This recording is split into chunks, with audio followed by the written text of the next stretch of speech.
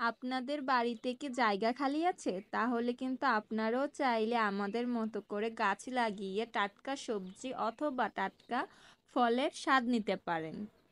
ভিডিওতে ইন্ট্রো চলতে থাকুক, দেখা হচ্ছে ইন্ট্রোর পর। আসসালামু আলাইকুম everyone, welcome to my YouTube channel টুকিটাকি।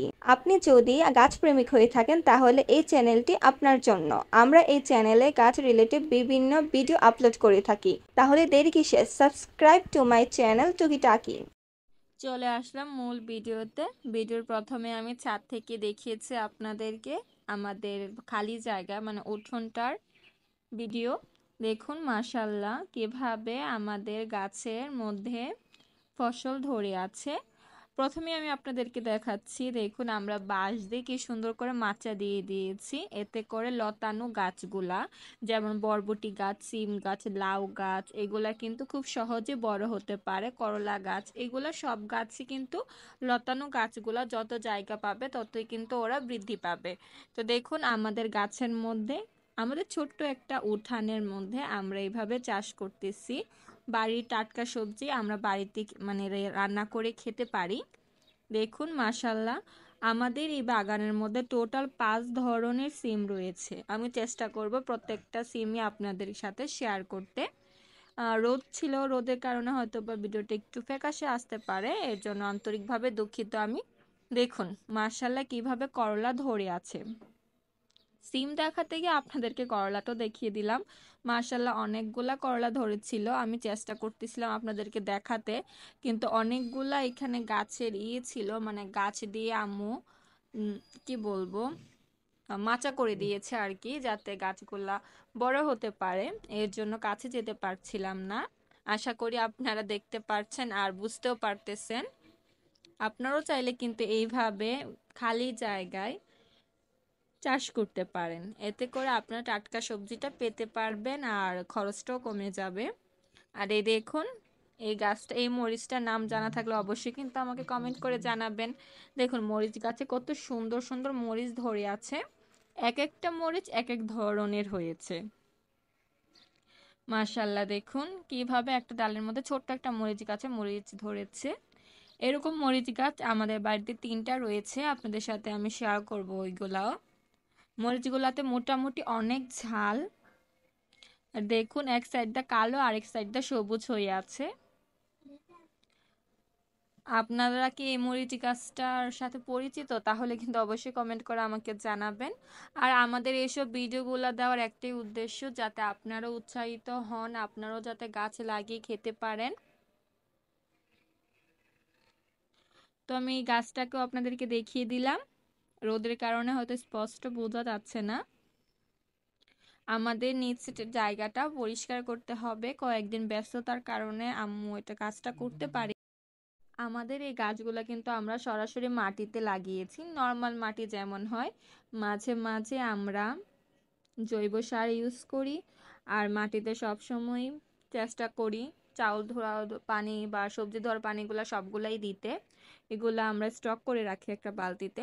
আর এই দেখুন একটা বোল নিয়েছি আজকে, মূলত আমি কিছু সবজি পারবো, ওইগুলো আপনার সাথে শেয়ার করব। দেখুন তো প্রথমে শুরুতেই মরিচ অনেকগুলা আর 4টা 5টা সিম, তো আম্মু ওই দিক দিয়ে পেরে দিচ্ছে।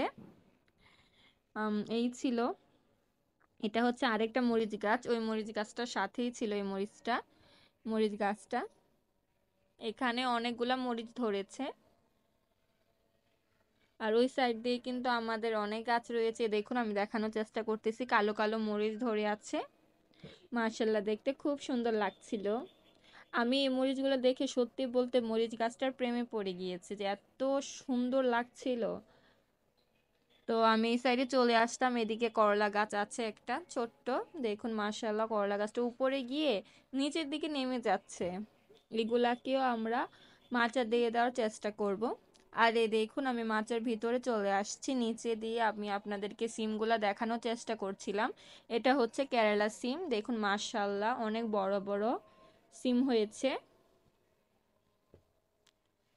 আমি হাত দিয়ে ধরে আপনাদেরকে দেখাচ্ছি, হাত দিয়ে ধরে বলতে আমি পেরিয়ে নিচ্ছি, যেহেতু আমি সিম পাড়তেই মূলত এসেছি ভিডিওটা করা, ভাবলাম আপনাদের সাথে শেয়ার করি। দেখুন হাতে ধরলে বুঝতে পারবেন কত বড় এবং সুন্দর, ভিতরে কিন্তু বীজও হয়েছে। তো অনেকগুলাই আমি করতেছি, মানে পারতেছিলাম। মাচাটা অনেকটাই উপরে ছিল, আমি হাত দিয়ে সিমগুলা পারছিলাম না। দেখুন কিভাবে মাশাআল্লাহ ধরে আছে। আপনারাও যদি আপনাদের খালি জায়গাতে এভাবে একটু মাচা সিস্টেম করে দিয়ে, মাচা দিয়ে লতানো গাছের মধ্যে বরবটি গাছ, সিম গাছ, লাউ গাছ, করলা গাছ এগুলো লাগিয়ে দিতে পারেন, তাহলে কিন্তু ইনশাআল্লাহ ফলন ভালো পাবেন।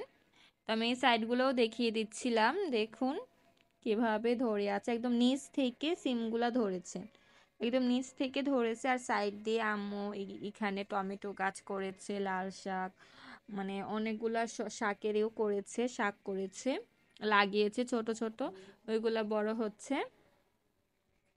আর এই দেখুন এই অবস্থা।